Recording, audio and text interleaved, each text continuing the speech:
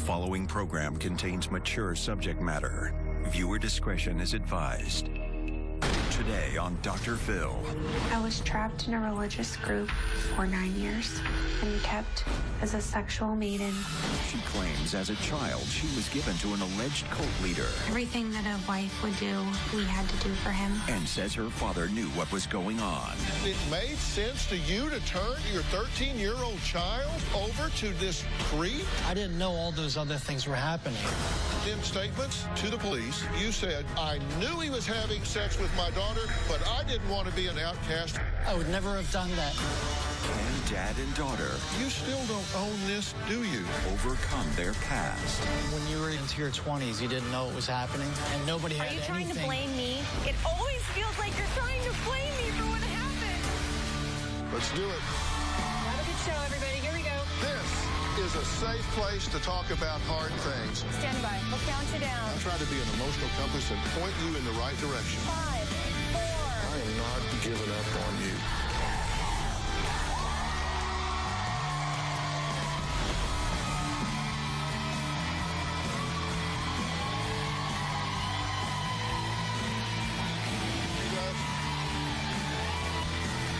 Hey guys.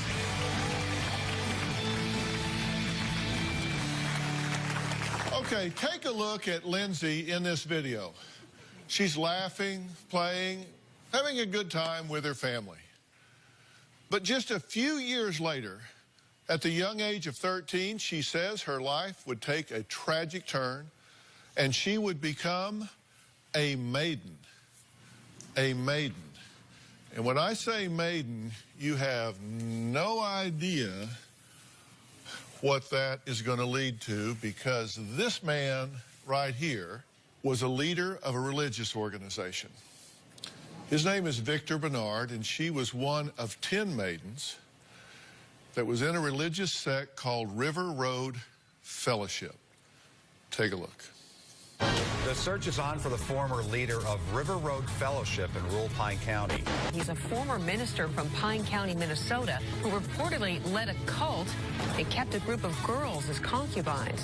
52-year-old Victor Barnard is charged with 59 counts of criminal sexual conduct. According to investigators, Barnard began having sex with girls as young as 13, telling them he represented God's flesh, that it was okay and not to tell anyone. Was able to use, spiritual coercion, spiritual intimidation, and he took advantage of that. After 12 years of abuse, one of the girls told her story to investigators. Victor Barnard fled the camp with some of his religious followers and with police in pursuit.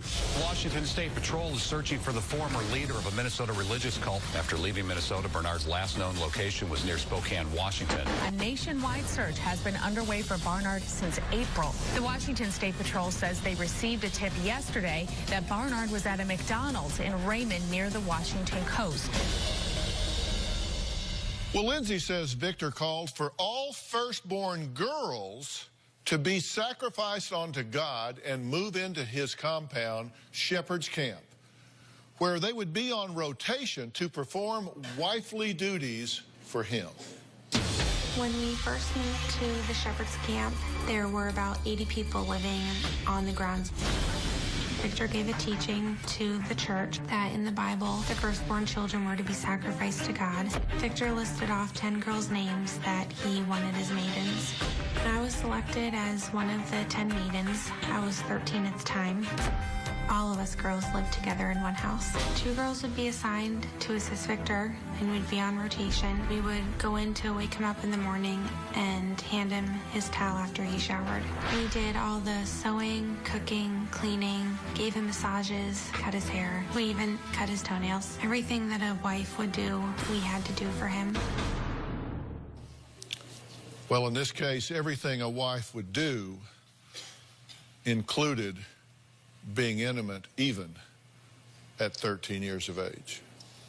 Victor had a ceremony with the 10 maidens, and all of our parents were there. He had us all wear veils over our foreheads, and he gave us rings to wear on our ring fingers. He would dip his finger in a dish of salt and then put it on our tongue, and then he would put salt on his tongue, and it was signifying that we were spiritually married to Victor. My parents witnessed the salt ceremony. It was clear to me at that moment that my parents weren't going to stop it. Victor brought me to the lodge when I was 13. He proceeded to tell me that because he was Christ in the flesh, his way of showing God's love to me was to sexually take care of me, and that it would be natural and spiritual, and that even though I would have sex with him, I could remain a virgin. I remember feeling very scared. I didn't want to do anything to make him mad because I didn't want to be hit again. Throughout all of this, I was convinced by Victor that I was blessed by God and chosen, and somehow this was right in his eyes. In the beginning, he would have sex with me, sometimes at 5 times a month. There were times when Victor would have sex with me and he would get mad at me because he said I wasn't being passionate enough with him. And it kind of became to the point where if we were doing well in his eyes spiritually, that's when he would have sex with us. I was trapped in a religious group and kept as a sexual maiden by Victor Bernard for 9 years. Well, Lindsay, I'm glad to meet you now under this circumstance where you're here and not still in that situation, which you certainly could be and others still are, correct? Yes. Including some of your family members. Mm-hmm. How do you feel about the fact that they're still in his clutches? It saddens me. It makes me very upset. It worries me. I miss them. You talked about this salt ceremony, where this was essentially a wedding ceremony, correct? Right, yes. And your parents were there. Your father stood in that ceremony. Yes, my mom and dad were both there. And what did you think at the time? At the time, I was very confused on why they had allowed all this to happen. I had been crying myself to sleep at night because I missed them so much. I couldn't believe that my dad and mom had agreed to let me stay with Victor after he told them that he may or may not have sex with me. You said before this ceremony, he met with your parents and had the clergy with him. And you said, I was 14 and Victor told the parents that he may or may not have sex with us, and went through the different verses of the Bible to prove that it was okay. He said that Jesus Christ had Mary Magdalene and other women, and the Apostle Paul had Phoebe and other women when he went into Asia, and that it would be spiritual and natural for him to take care of me in that way. Why do you think that your father didn't say, wait a minute, you may or may not, you're not going to have sex with my 14-year-old child? I think my dad was maybe afraid. He was a coward. I don't understand how he couldn't protect me, how he could just let something like that happen. But he did. And you believe he knew it? Oh, yes, I believe he knew. Yeah. Well, Lindsay has not seen her father, Carmen, in a year. And we're going to find out why. He says he believed that Lindsay was actually blessed to live at Shepherd's Camp with the alleged cult leader, Victor Bernard, because the father is here and he wants to talk about this. We'll be right back. The Maidens were these young girls in service to the church. Lindsay was one of the youngest. That was considered a privilege for her and for us. I had no indication that she was in danger at all. And later, I was a child. You and Mom allowed it to happen. Into your 20s, you didn't know it was happening? Are you trying to blame me? I'm not blaming you on anything. Well, that's what it sounds like. That's what it feels like. It always feels like you're trying to blame me for what happened. Victor reproved me for gaining weight and said that he would no longer have sex with me until I had lost the weight. When he told me that, I felt very ugly and unwanted. It made me feel very bad about myself. At that time, I wanted God and Victor to be pleased with me. well, that was Lindsay talking about how alleged cult leader Victor Bernard punished her for gaining weight. Now, Lindsay's father, Carmen, says he believed it was a blessing, a privilege for his then 13-year-old daughter to be one of the alleged cult leader's maidens, to serve him as a representative of Christ in the flesh. And he had no idea that she was being abused. Victor presented himself as someone who was to be the man of God to the church. Many people that followed him started calling him an apostle. The Maidens were these young girls in service to the church, and in serving him was considered service to the church. Lindsay was at the time 13 years old and one of the youngest. That was considered a privilege for her and for us to do that and partake of this program. Through those years, we would see Lindsay at least once a week. She seemed very happy. I had no indication that she was in danger at all. First time I realized that something wasn't right was when he called my wife and I in, talked about scripture that he had in the Bible concerning the women that were unmarried, and if they wanted to have sexual relations with someone, that he would have the responsibility of taking care of that. It was not easy for me to go up against Victor, and I felt like almost like I couldn't do anything, almost in bondage. A fearful thing came over me. Lindsay lived under Victor's counsel and direction for 9 years. My relationship with Lindsay right now is very strained. She probably has an issue with me not protecting her.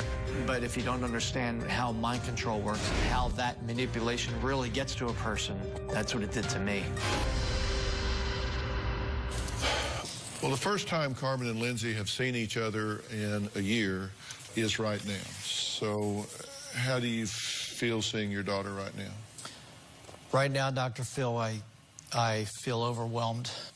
It's been a year since we've seen each other, and during that time, there's not a day goes by that I don't count the cost of realizing that I take my full accountability and responsibility for what had taken place.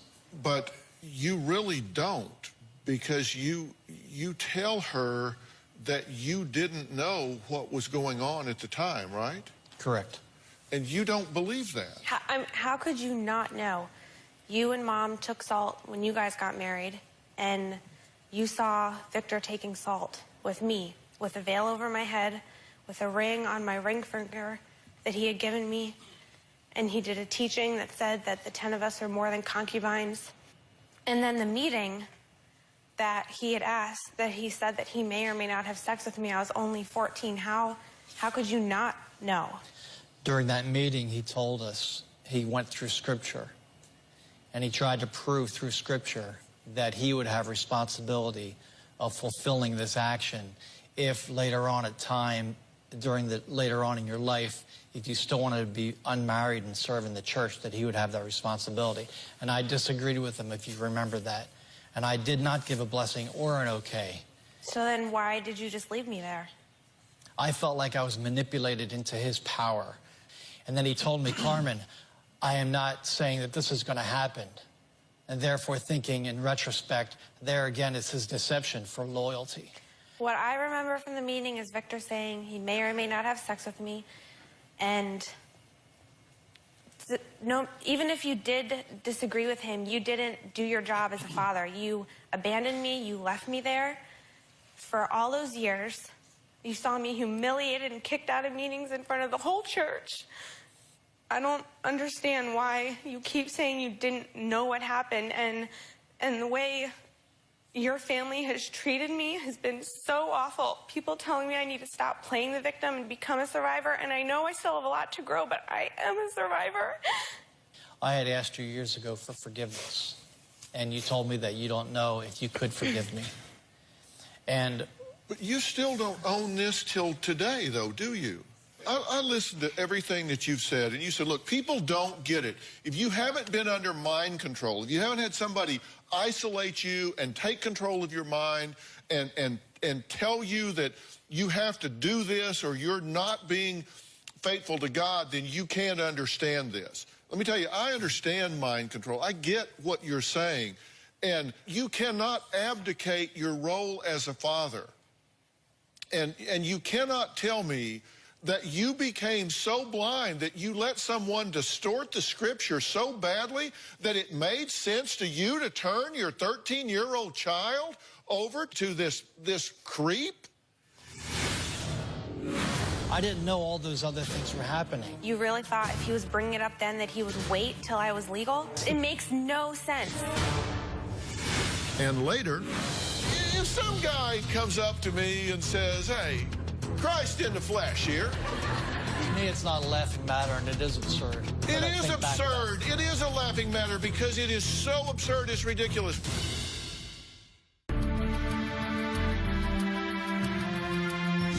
I want to look at some of the email exchanges you've had because I think it says a lot. You've written to her. You have reached out. You said, Dear Lindsay, I respect your request for needing time and space. But in my heart, I just needed to write you. I take full responsibility for having you and our family in the dangerous situations and atmosphere that we were in, and particularly you. I failed to walk away with you clutched to my arm, not only in that first meeting where VB made those preposterous and devilish suggestions and questions. I spoke the truth to you when I told you that I did not know that those things were taking place with you, and I did not give my blessings. I'm hearing him talk out of both sides of his mouth there. You totally contradict yourself. I spoke the truth when I told you I did not know those things were taking, but I did not give my blessings. So you either turned her over or you didn't. What do you mean? All right, I give you my daughter, but not my blessings. You can have her, but I don't bless it. What the hell does that mean? My perspective was that she was serving in the church. I didn't know all those other things were happening. If somebody came to you and said, I was 14 at the time, at that time, you really thought if he was bringing it up then that he would wait till I was legal? It makes no sense. I don't understand, because that's what he told me. Well, let me tell you, if that's true, are you saying that that would be an arranged marriage? I'm just going to turn you over, and when the clock ticks 18, have at her? No. What the hell's that? My biggest mistake was to trust the wrong man. And when he told me that this, Carmen, I'm not saying that this is going to happen. Even after an age of 18 or so, I still didn't give a blessing, but all of her indications, all of her notes and things that were telling me that she was enjoying where she was. She was a child. Even in 18, 19, 20 years old, I was still getting these letters, and I don't understand that, if somebody, Lindsay, do you think for 1 minute, being as a father to you, that if I knew that you were getting abused or hurt in any way, that I wouldn't come and that would jar something in me? I know that it would. It would Well, it obviously didn't, because Victor made it clear what he was doing. And I have no idea why you can't. But it didn't, because I looked at the excerpts from the probable cause statements with the police. Father said he felt that was wrong, but he felt pressured not to say anything against Bernard and didn't. Right. It says you felt that it was wrong. You knew it at the time. You say, looking back on it now, that he knew Bernard had sex with his daughter when she was a child. I knew? I did not know that she had That's what you told the police. After Lindsay told me, I knew. I didn't know that he had sex with you before that. It says, looking back on it now, that he knew Bernard had sex with his daughter when she was still a child. He said he did not know what he was thinking at the time, but just remembers always feeling so much pressure to not become an outcast and lose everything he had. So I knew he was having sex with my daughter, but I didn't want to be an outcast, and if the price to pay was her, then I would pay it. That's all that means to me. I would never have done that. I would never have done that. This is how you've treated me since I left. The night before I had the meeting with the FBI, you called me and you said, I don't know what you're telling people, but I'm losing friends over this. Like, you're more concerned about your reputation than what I went through. And you would say that you're the loneliest man on the earth and you feel like your family has left you, when I didn't have any of you guys around when I was 13. And I'd see you maybe once a month at a big church meeting, but I always had to have a chaperone with me. We were never allowed to speak alone. I mean, you said I seemed happy, but how did you really know? You weren't in my life. You didn't know that one summer I had one skirt and 2 t-shirts to wear all summer long. That in the winter my boots had holes in them, so I had to put newspapers in them so my feet would stay dry. Honey, I didn't know that. I didn't know that. But isn't it your job to know? Yes, it is my job to know. Isn't it your job to know? You don't turn that over to the church. You don't turn it over. Some guy comes and tells you he's Christ in the flesh, and you say, oh, well, okay, here's my daughter. I'm sorry, I don't buy it. My daughter's not worth being an outcast. No. When I spoke to the official, when I spoke to the sheriff, that was after Lindsay told me what happened. And then I knew what was happening because she told me. I didn't know before that, and I'm telling you, I didn't know. If I would have known, I would have pulled you out immediately. It would have jarred me into some sense, some thinking. I don't understand how you couldn't have known. And I didn't understand what happened either then. All right, well, let's take a break. Lindsay refused her father's invitation to move into his home with a very clear, back the hell off. We're going to talk more about that when we come back. When I finally told my parents that Victor had sexually abused me for those 9 years, I remember asking my dad if he remembered the meeting that Victor had when he asked for their blessing, and he said he did remember it. It made me very angry inside that he never said that he was sorry for letting all that happen to me. I consider what Victor did to me rape and molestation. From the times that I saw Victor and my dad together, it was pleasant. They seemed like they were friends. Even after my father knew what was happening to me, he did not fight for me and did not get angry at Victor for abusing me. I felt abandoned. I felt mad at my dad for leaving me there. That was Lindsay talking about how her father, Carmen, allowed her to be abused by alleged cult leader Victor Bernard, who has been charged with 59 felony counts involving criminal sexual conduct and is currently evading law enforcement. They're looking for him. But Carmen says his daughter always talked about how happy and blessed she was to be living with Victor at Shepherd's Camp. So he says, look, the only input I had was from her. And she was saying everything is fine, so I had no idea. I had nothing to react to, right? Correct. And in fact, one of the things you said was, how could I help when there were no signs of a problem? That's your quote. How could I help when there were no signs of a problem? Well, so I made a list of what I thought were red flags that I thought would jump out to anyone. Number one, it was all about him. He described himself as Christ in the flesh. Correct. Is that not, you know, if some guy comes up to me and says, hey, Christ in the flesh here.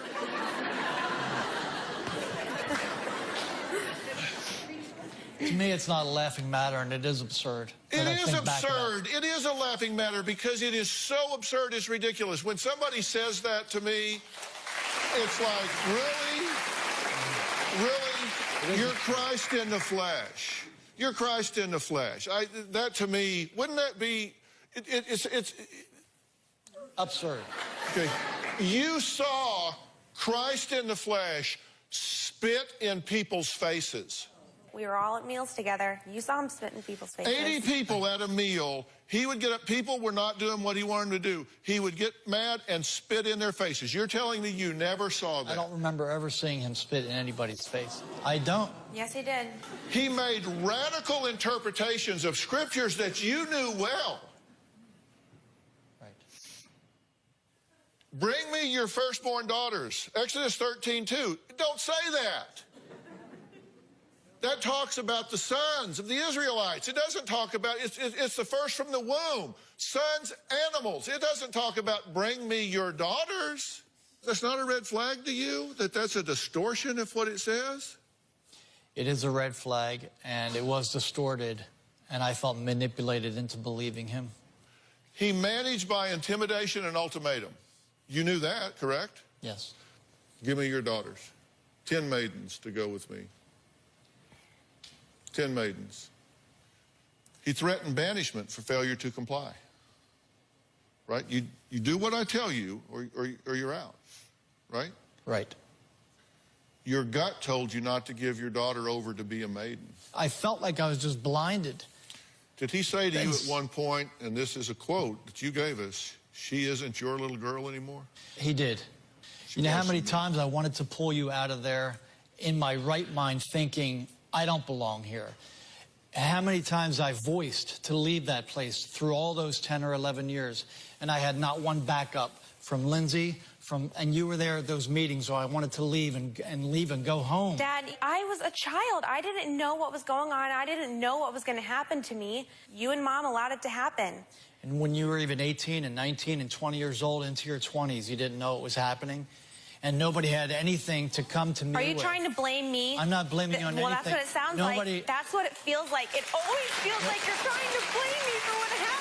I'm being blamed right now. I'm being blamed, and I take the responsibility for what happened and putting my family in that situation, and I take the accountability for that. Let me tell you something. You are giving her a message of blame, and I'm apparently giving you one, and I don't intend to, because there's a difference between blame and responsibility. Okay. Blame implies intent. And Carmen, I do not believe that you ever had a bad intent. To be responsible, you only have to have taken or failed to take necessary action. And that is what applies to you. You are responsible for abandoning your daughter to this creep. And this child is a 100% victim. Now, we're going to add somebody to this conversation in a minute. There's actually a co-founder of this fellowship, River Road Fellowship. He's here. We're going to find out what he says he witnessed that made him wonder if Victor Bernard was sexually involved with his maidens. We'll be right back. Victor is very charismatic. He always initially comes across as very caring. There was definitely affection displayed with the maidens. As time went on and they got older, more and more. Victor abused me from 13 until I was 22. Everything that he did was terrible. Victor is currently on the run, and I hope he pays for what he did to me. I cannot wait for Victor to get what he deserves. The co-founder of River Road Fellowship, David, says he began to question whether alleged cult leader Victor Bernard was having sexual relationships with his 10 maidens after he witnessed Victor's outward expressions of affection towards them. My name is David, and I used to be friends with Victor Bernard. Victor is very charismatic. He always initially comes across as very caring. The original intent and what was shared about the maidens was not to serve Victor, but the practical taking care of the camp. There was definitely affection displayed with the maidens. As time went on and they got older, more and more. And it was about him trying to take a role of like more of a husband. It came to my attention and a number of other people's attention that Victor had been sleeping with some married women. I wrote a letter and confronted him over multiple things, including that. One of the things that I stipulated in the letter that his relationship with the maidens was completely wrong. I came to the point that he was actually a sexual prowler and that he basically was trying to sleep with every woman in the ministry. Today, I consider Victor Bernard an extremely evil man, a pedophile, sexual prowler, and one of the most disgusting individuals I've ever known. Victor deserves to be brought to justice and spend the rest of his life in prison. Well, David is here. You thought, okay, so this isn't Christ in the flesh. This guy's doing things that are corrupting the spirituality of this whole fellowship here. And so then you have to look and say, oh my God, he has these 10, some of them children, living with him. So at that point, why not call the authorities? When I sit and hear Lindsay's story and all the things that took place, there's probably 75 to 90% of it that I had even zero recollection about. Like even when the way, to me, how this whole Maidens developed, there was, the older ones were 16, 17, 18 years old when it started to develop as a group. It clearly appeared that they were pursuing that they were wanting to basically remain unmarried. Then younger ones wanted to kind of follow suit, and that it was all being initiated by them. And when they first came in, quote, as a group, they were there for a few months, kind of like almost a summer camp. It was never a permanent thing. I didn't even personally even know anything about, quote, assault covenant. So a lot of the things didn't seem at all like they really were. So what do you think about Victor at this point? He is one of the most evil, disgusting, perverted people I've ever come in contact with. You think he should be tracked down and prosecuted? Oh, that's what I've been fighting for 5 years.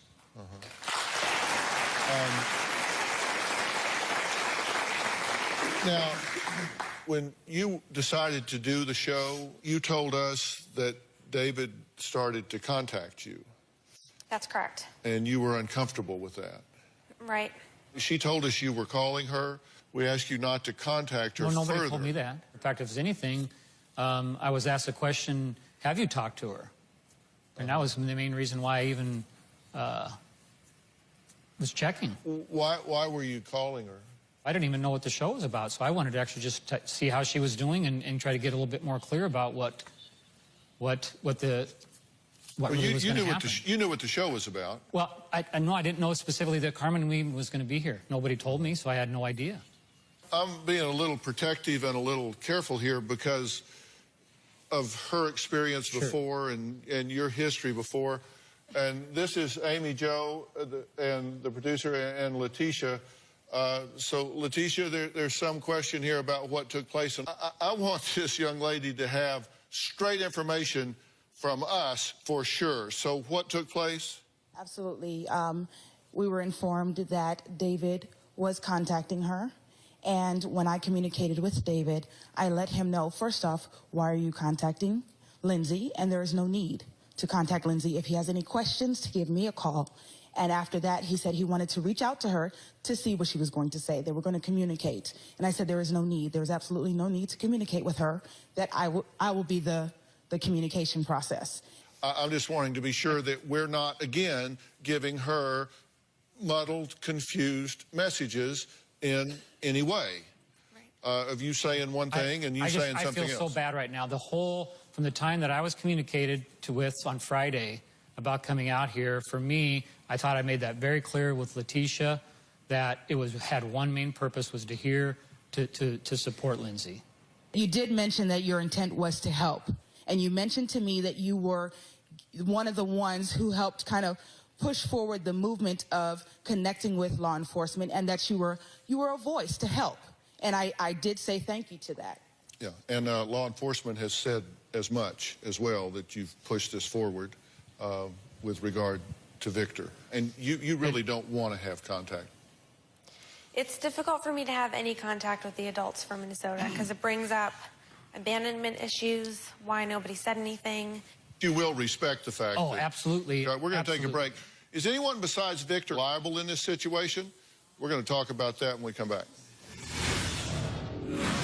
The State Patrol believes it has a strong tip that might lead them to an alleged cult leader, 52-year-old Victor Barnard, who reportedly kept a group of girls as concubines. Victor is the bad guy. I have been made to feel by friends and even relatives that I'm the bad guy, and I feel like I'm just getting beat up. I can take it. I don't have a reputation to uphold, except that I'm God's kid and Lindsay's father. I still have nightmares every night with Victor. I have flashbacks often of Minnesota and what happened there. I could see a mom and a girl walking down the street and feel upset and angry and sad all at the same time. I would like Dr. Phil to help me to learn how to become at peace with what happened to me, and that my nightmares would stop. There are charges and allegations against Victor Barnard. I want to talk to CNN legal analyst Sonny Austin, who's a good friend of mine and a good friend of the show here. Sonny, first, it's good to talk to you. How are you? I'm well, Dr. Phil. Thank you so much for having me, as always, especially on this, such an important issue. You know, I know you're not in the blame game, in the blame business, Dr. Phil, but I am in the blame business, because as a lawyer and as a prosecutor, that's what I do, right? I look for blame, I look for responsibility. Carmen, even if you didn't know, the law provides that as her father, you should have known. And sir, you certainly should have. You used your daughter as currency to become a member of that church. You made a deal with the devil, and that is a horrible, horrible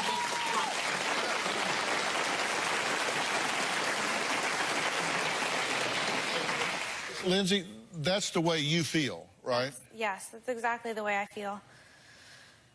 And Lindsay, you're right. And I want to say this to you, Lindsay, because I've worked with so many survivors of child sex abuse. And I want to call you a survivor, a victor, because that is what you are. You are so brave to have gone to the police with your story, to be here today sharing your story with all of us. And in doing so, you are protecting so many children. You have no idea. And I applaud you for being the brave woman that you have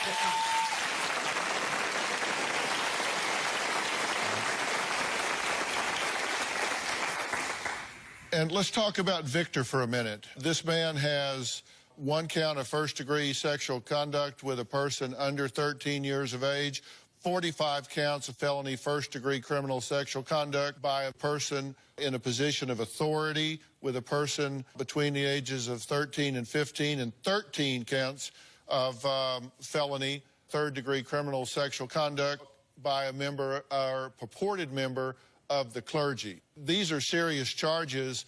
Sonny, if he gets captured and prosecuted for these charges, what kind of time is he looking at?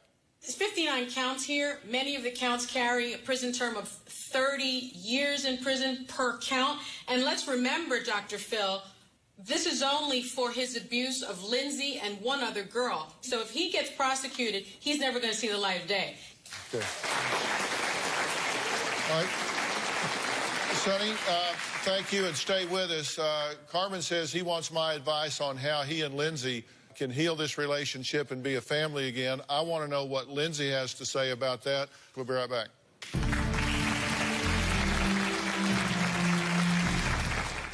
Want to know what's coming up on Dr. Phil? Visit our website and subscribe to our email newsletter. You'll get weekly updates, life strategies, and exclusive video that you won't find anywhere else. Plus, on drphil.com, you can see sneak previews of upcoming shows. Log on today. So my Twitter followers are having a heated discussion about this topic. Mad J's mom says there is so much denial by so many who need to step up. This poor girl has more strength than these men put together. Sherry Lee Adams says these adults would do well to pray for the victims and forgiveness for not stopping it. Angelina says any adult who insists to be alone with a child is a red flag in and of itself. Now, what do you want? Right now, I would like my dad to give me my space. I would like to learn how to eventually be at peace with knowing what my parents did to me. At this point in my life, I don't want you in it. I want you to allow us to make a gift to you of bringing that help to you, to give you the clarity and the strength that you need to do the things that you need to do, just as our gift to you. Allow us to do that for you. Will you let us do that for you? Yes, thank you so much. We very much want to do that for you. And Carmen, I strongly suggest that you allow us the time and space to bring your daughter this help, because as she grows stronger and has a better grip on who she is, her chance to find the strength to forgive and redefine a relationship with you is just going to go greater. And I'm going to also offer you some help here, because I believe that at this point you are not being authentic with yourself about what your ownership in this situation has been. And if I get you that help, will you take that help? Absolutely. I mean, you need help in doing that, and I will do that. And Sonny, you've worked so much with these kind of victims, and you have seen them, women with much less ego strength than we're seeing from Lindsay right now, climb up from the ashes and stand on their own 2 feet. People do get better from this, correct? No question about it. And again, I mean, Lindsay is so remarkable. She is the type of person that will be victorious in this.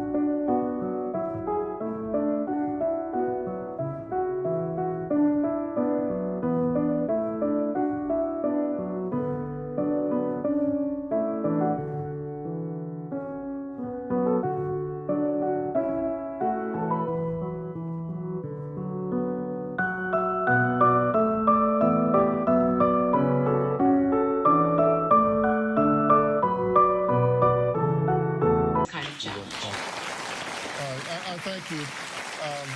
Anyone with information regarding Victor Bernard should call the U.S. Marshals Communications Center at 1-800-336-0102. I want to thank all of my guests today. A special thanks to CNN analyst and host Sonny Hostin. I really appreciate you, Sonny, for being here. Log on to drphil.com. Share your thoughts on our message boards. You can always find me on Facebook or Twitter using hashtag Dr. Phil, hashtag Facing the Past. We'll see you next time. Thank you so much. Let me give her some help with this, and you as well, Tommy. Okay? David, thank you so much.